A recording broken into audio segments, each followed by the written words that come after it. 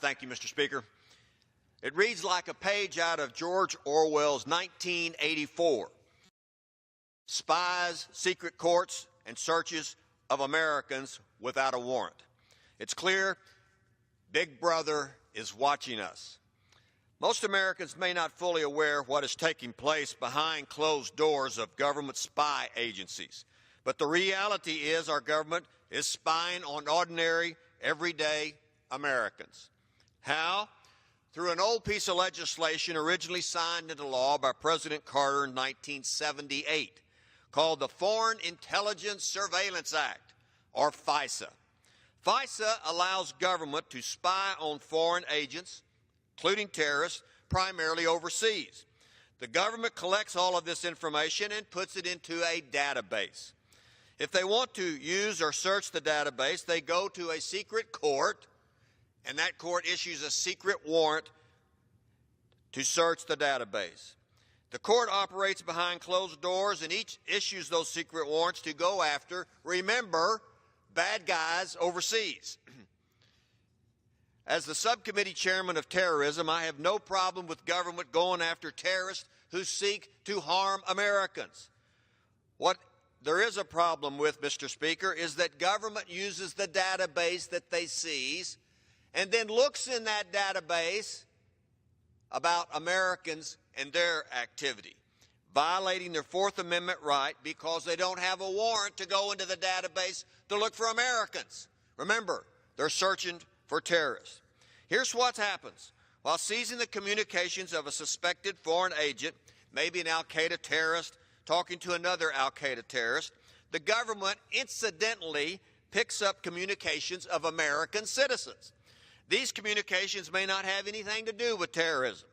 The data is kept. The government puts it in their database, and they say it's legal. The information on Americans was seized based on the secret warrant of foreigners issued by a FISA judge. Occasionally, the government then decides to go into the database that was inadvertently seized, as they call it, seized without a Fourth Amendment warrant on Americans, and checks to see how many times an American name or other identifying information comes up. If they find something, they use this data on the American citizen. Now, Mr. Speaker, they still don't have a warrant to search Americans' information, even if it was incidentally collected. They search the database to see, for example, if Bobby Oglethorpe is committing a crime in the United States, maybe having nothing to do with terrorism. Maybe it's a robbery. Maybe it's IRS fraud. Maybe it violates other laws of the United States. But remember, they're looking for that without a warrant. They seize the information, and quite frankly, we don't know how many times they seize this information on Americans.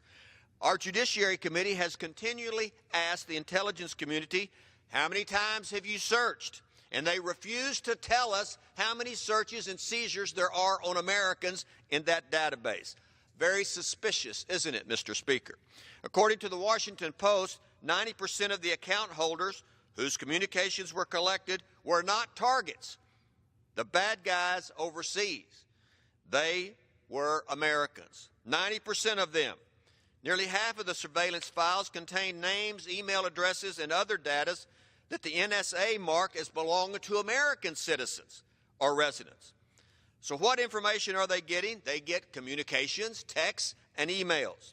Without a warrant, remember, secret courts issuing secret warrants, and they don't tell anybody about it. Under Section 702 of the FISA legislation, warrantless search of Americans is legal. But this, in my opinion, violates the U.S. Constitution. As a former judge, I'm very concerned about the loss of our Fourth Amendment right of privacy in the United States based on this unconstitutional law. The Fourth Amendment is sacred to this country and to the founders who drafted it. It's up to Congress to uphold Americans' Fourth Amendment rights. Despite intense debate in the House Judiciary Committee, I'm still concerned that House leadership is planning to reintroduce and reauthorize the FISA legislation and not have these reforms to protect the Americans' privacy. A reauthorization of FISA with weak language only seeks to put Americans' privacy at stake and violates the U.S. Constitution. any 702 reauthorization should simply require, if you want to look in the data that was incidentally seized on Americans, get a search warrant or stay out of that data. Otherwise, it violates the Constitution.